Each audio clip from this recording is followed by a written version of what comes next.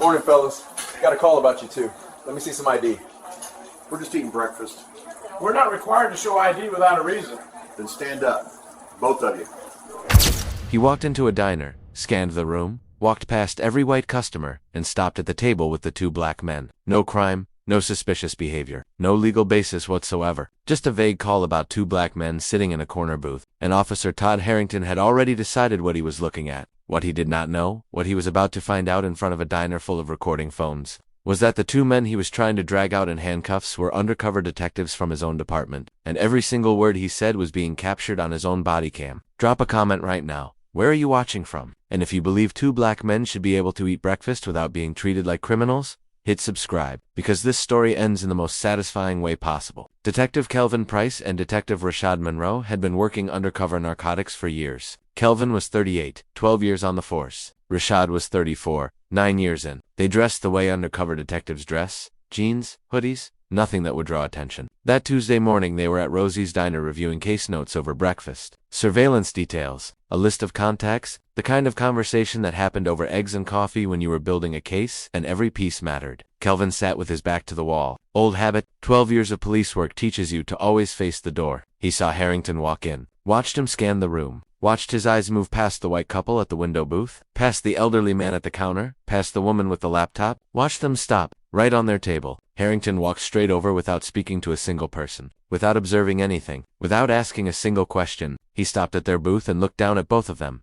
IDs now. Kelvin looked up calmly. Excuse me? Harrington's voice came back sharper. I said IDs. Now Rashad set his coffee down, hands visible on the table. What is this about, officer? Harrington leaned in. Got a call? Suspicious persons. Two black males possibly casing this place. Maybe planning a bank job down the street. Soon as I walked in and saw you two, no doubt in my mind. He paused and looked directly at both of them. That is what your kind normally does. The air in the booth changed. Kelvin felt it. The shift from confusion to something cold and certain. Rashad's voice stayed level. Officer, you just walked up to our table without probable cause? That is a Fourth Amendment violation. Harrington crossed his arms. I am going to ask you one more time. IDs. Now Kelvin looked at him steadily. Is this because we are black? Harrington did not hesitate, did not look away, did not soften a single thing. Yes, it is because you are black. I cannot help but suspect you. So cooperate before this escalates. Have you ever had someone look straight at you and admit they are treating you differently because of your race? Type yes or no below. They handed over their licenses without consenting to the search. Harrington walked outside to run them through the system. Came back 3 minutes later.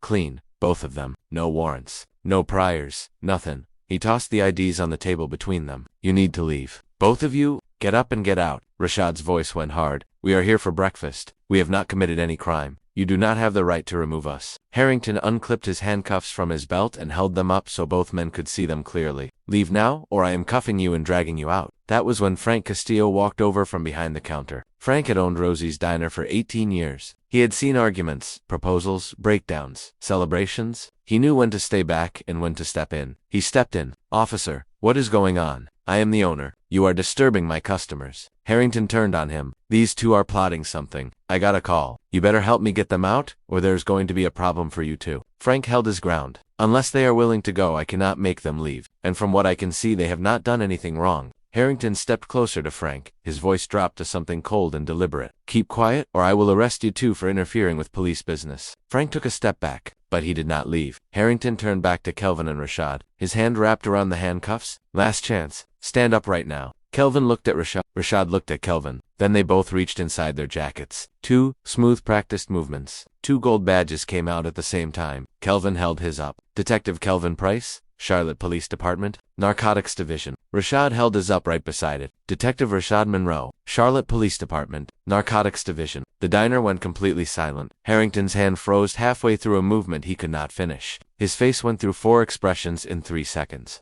Confusion, disbelief, shock, and then the slow, sickening look of someone watching their career collapse in real time. Kelvin's voice was quiet, but it carried across the entire room. We are undercover, on duty, and you just tried to arrest us for eating breakfast. Rashad pointed at the body cam clip to Harrington's chest. Everything you just said is on that camera. Every threat, every violation, every word. Harrington tried. He really tried. I did not know. You should have said something from the beginning. Kelvin shook his head slowly. We told you we were just having breakfast. We told you there was no probable cause. We told you that you were violating our rights. Rashad leaned forward. You did not listen because you had already decided what we were before you reached our table. Frank stepped closer, his voice tight with 18 years of controlled anger. I told you they were not doing anything wrong. You threatened to arrest me in my own diner for defending my own customers? Harrington looked around the room. Phones everywhere. Still recording? He turned and walked out without a word. Kelvin called Captain Morrison before they finished their coffee. Morrison's voice came back sharp after hearing the summary. You are telling me Harrington tried to arrest 2 of my detectives for eating breakfast? Yes, sir. And it is all on his body cam. Stay there. I am sending internal affairs and pulling him off patrol right now. By that evening, the videos were online. By the next morning, 15 million views across multiple platforms. Officer tries to arrest undercover detectives for being black.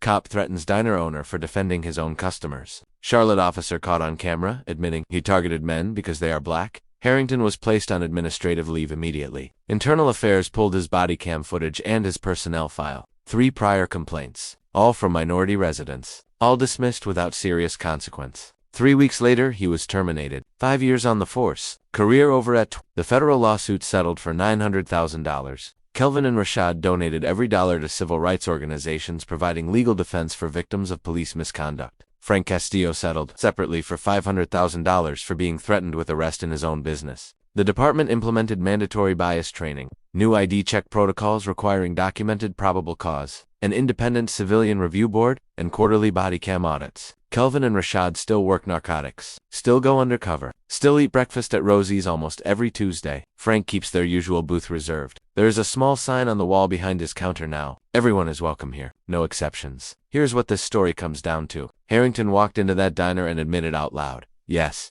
it is because you are black. I cannot help but suspect you." He said it on camera, on his own body cam, in a room full of witnesses. That is not a mistake. That is not a misunderstanding. That is bias so deeply embedded that he did not even try to hide it. And it cost him everything. The only difference between Kelvin and Rashad and every other person Harrington had ever done this to was 2 gold badges. Think about everyone who did not have one.